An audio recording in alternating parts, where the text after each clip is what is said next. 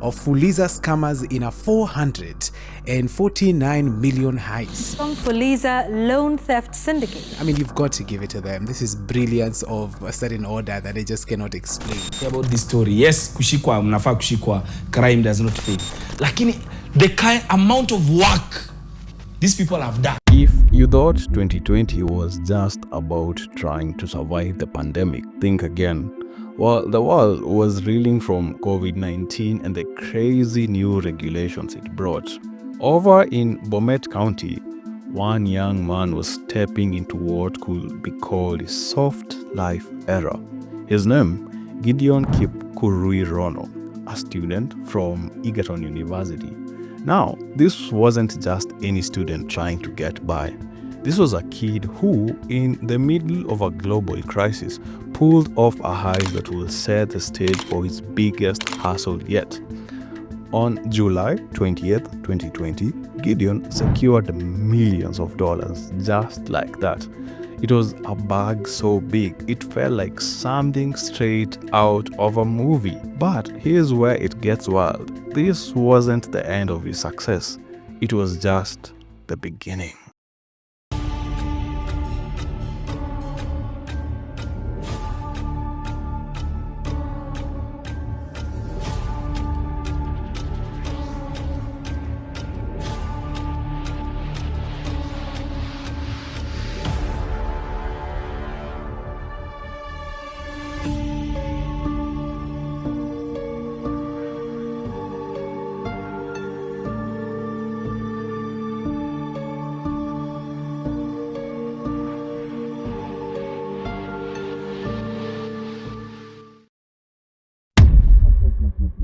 The very next day, Gideon strolled into Nakuru Equipment Supplies with 143,000 Kenya shillings in cash.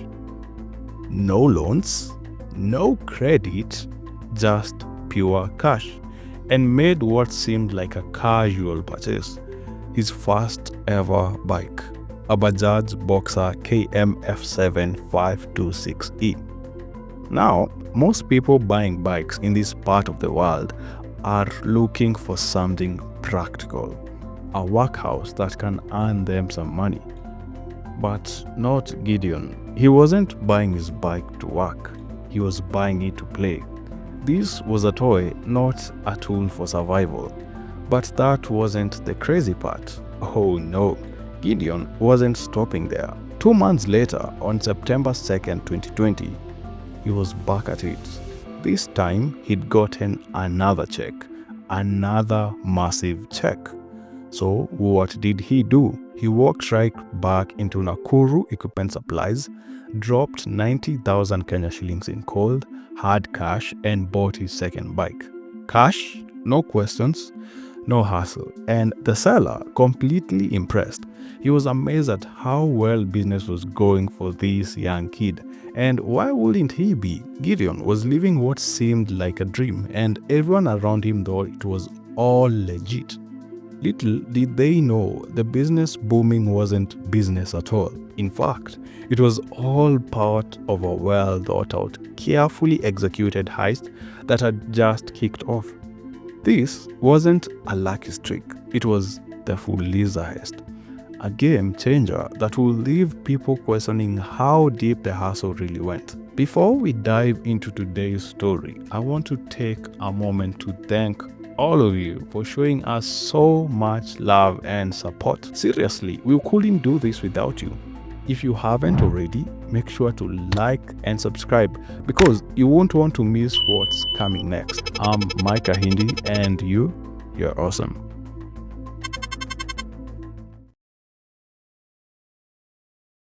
The Fuliza heist isn't just any regular crime. This is one of the most sleek, under-the-radar identity theft schemes you'll ever hear about. So sneaky, even the victim wouldn't know they'd been played. See, Gideon, coming from Bomet County, had been watching the rise of the infamous Mulot gang. They were making moves, getting rich off their hustle, but there was one problem: the constant fear of getting caught by the cops. And that didn't sit well with Kidi. He wasn't about that life. He needed something smarter, something cleaner. So what did he do? He decided to be different. Picture this. Like a treasure hunter, Gidi went to places in Bomet town where he knew lost ID cards would end up, places where people forgot or abandoned them. And trust me, he didn't just find a couple. He walked away with quite a few. And that's when the real plan started to come together. With these ideas in hand, he wasn't done. Oh no, Gideon took it up a notch and bought a Safaricom Mobigo machine. Now, if you don't know what that is, it's a little piece of tech magic that allowed him to register new phone lines. And what did he do with these lines? He opted them all into Fuliza loans, starting in May 2020, and that's when the game really began. Now, here's where things get even crazier. Remember those lost IDs Gidi was collecting? Well, one ID wasn't just good for one SIM card. Oh no, it could register up to 5 different lines. So imagine this, with just 50 IDs, Gidi had 250 SIM cards all registered in his bedsitter. Yeah, it sounds wild, but that's exactly how it went down. With these 250 lines, Gidi wasn't playing around. Each of those numbers were used to borrow a minimum of 300 Kenya shillings from Fuliza. And as soon as the loan was granted, the cash was transferred directly to his number. But here's the thing, Gidi wasn't holding onto these lines for long. Just 2 to 3 days after getting the money, he would dispose of the SIM cards.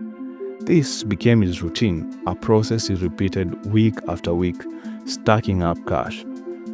Fast forward to December 2020, and Gidi had enough to buy 2 motorcycles, signaling that the business was ready to go big time. But there was one problem. How was he going to get more ID cards to keep his operation rolling? Well, that's when Gidi had to level up. He couldn't do this alone anymore. So he called in the big guns, some pals to help him scale the hustle.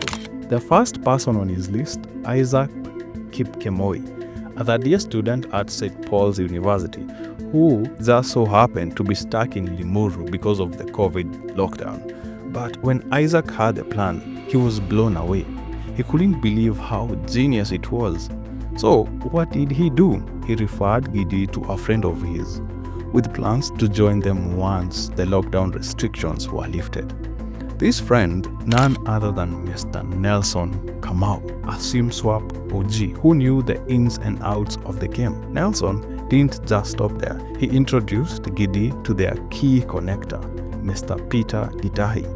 Peter wasn't just any IT guy. This dude lived in Trans-Nzoia, but more importantly, he had access to the National Registration Bureau, and that access, it allowed him to create falsified identity cards, which was about to take this whole scheme to another level. Now, things were about to get a whole lot bigger.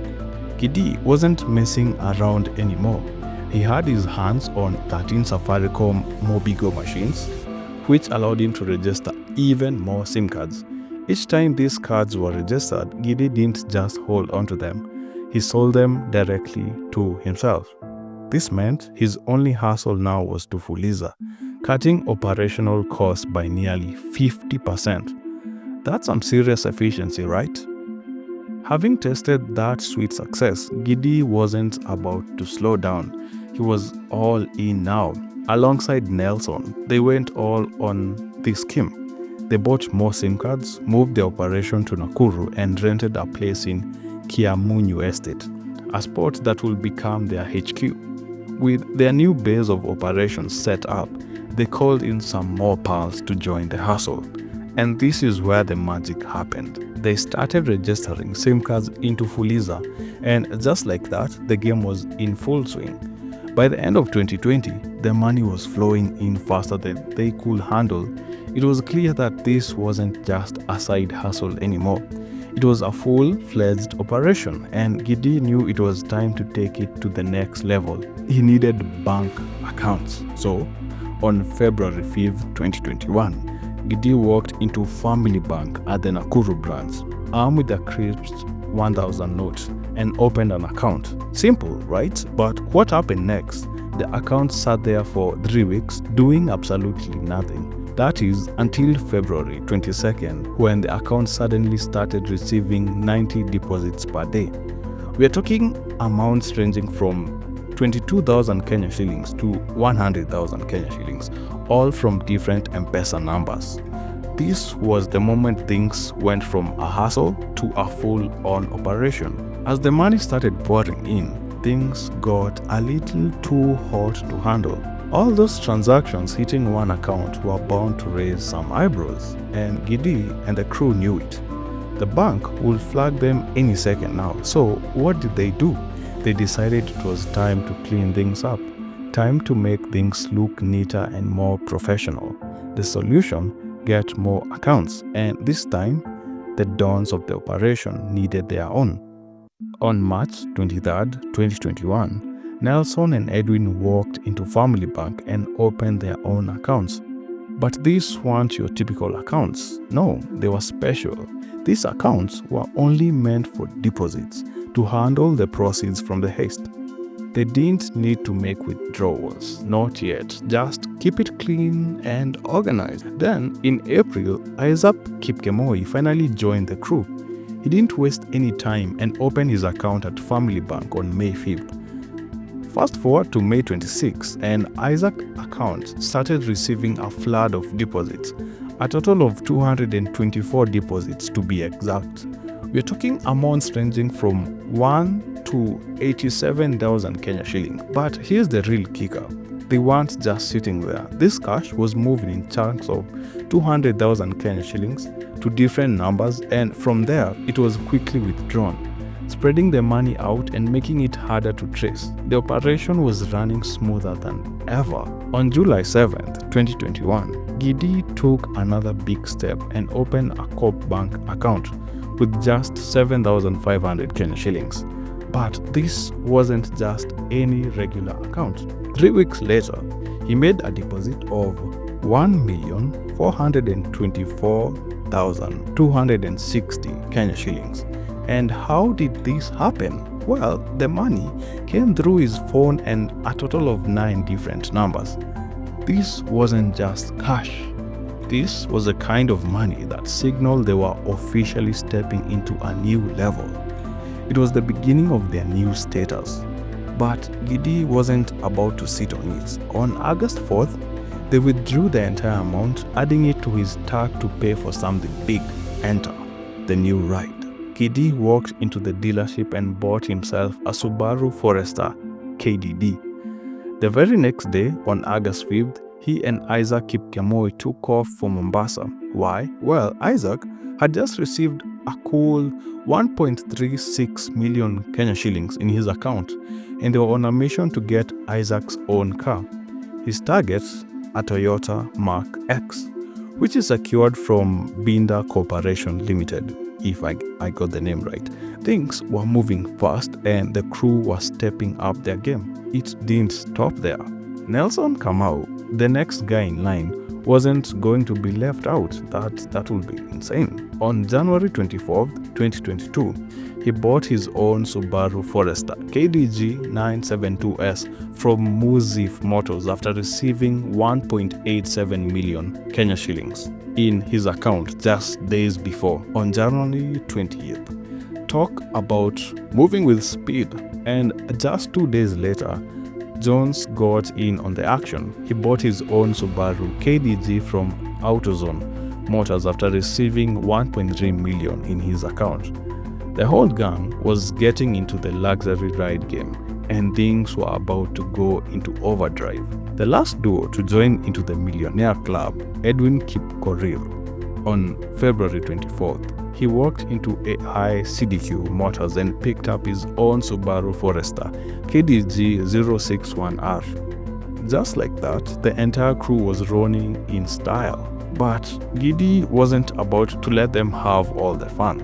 He stepped up next, buying a Pro Box, and just like that, the whole gang was officially a group of full-blown millionaires. But here's where things get a little spicy.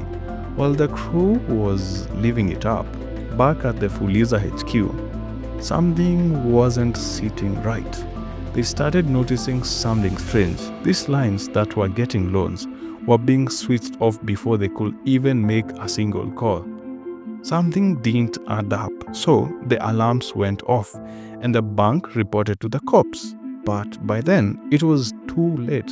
The gang had already hit a point where they were about to rake in even more millions. By August 2022, things finally caught up with the crew. Managers at NCBA Bank, the ones behind the Fuliza loan fund, had started noticing something very suspicious. There was an unusual spike in loan application, and what really set off the alarm? The borrowers weren't paying anything back. In fact, over 123,000 SIM cards had opted into Fuliza, took the loans, and then gone. Just like that. The SIM cards were switched off, and any attempt to reach the user was totally futile. That's when NCBA knew they had a full-blown fraud operation on their hands. So they brought in the heavy hitters, the bank's fraud investigation unit. After tracing the transactions and movements, the trail led them straight to Kiamuni, Nakuru County, the gang's old HQ, and in Trans-Nzoia, authorities arrested Peter Gitahi, the tech mastermind behind the fake ID supply. Soon after, the net closed in on the others. 24-year-old Isaac Kipkemoi, 26-year-old Gideon Kipkurui, 24-year-old Maxwell Jambo, 33-year-old Moses Rono, and several others. The crew that once moved in silence was now being escorted to the DCI headquarters for intense interrogation and eventually arraignment. What started as a clever hustle quickly turned into a full-blown criminal operation. And the sad part, these were guys with real potential, skills that could build apps, started businesses, maybe even transform the digital economy in legit ways. But when greed takes over, it clouds your judgment. It convinces you that shortcuts are better than hard work, until the whole thing crashes. This isn't just a story about fraud. It's about how technology can be used and misused. It's a reminder that even the smartest among us can fall when driven by the wrong motives, and that true success, it's not found in stolen cash or flashy rides. It's found in building something real, something that lasts. So whether you are grinding, creating, or coding, just remember, the long road might take more time, but it leads to a future you don't have to run from. Remember, prison is filled with people who thought they could beat the system. Nairobi Insight.